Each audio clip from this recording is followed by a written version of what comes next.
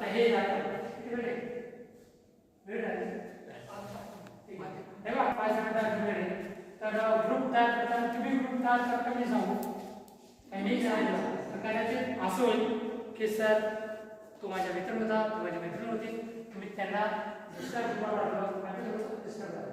हे बघा काम काय असेल, पहिलं काम असेल की त्या ग्रुपने सकाळी आल्यावर सर्वात अगोदर नाश्ता व्यवस्था करायची. म्हणजे ते नाश्ता करते फक्त त्यांना समजत आणि बघायचं की आज नाश्ता काय कसं आहे ते नंतर नाश्ता झाला आपलं काम संपलं असं तो नाश्ता प्रत्येकाला सर्व करा. प्रत्येकाला तुम्ही पूर्ण पासून त्याला पण प्रत्येकाला सर्व केल्यानंतर आपण करा. सेम थिंग 4 एवढं काम झालं. त्यानंतर दुपारी जेवण क्लासेस याची तयारी त्याला समजायची आणि आपला पण तिथं.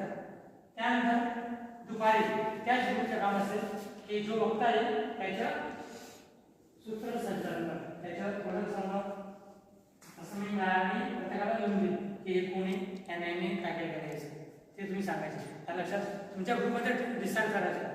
एक विद्यार्थ्याने अँकरिंग करायचं, एकाने आभार करायचं. करतोय विद्यार्थी अँकरिंग आभार करायचं.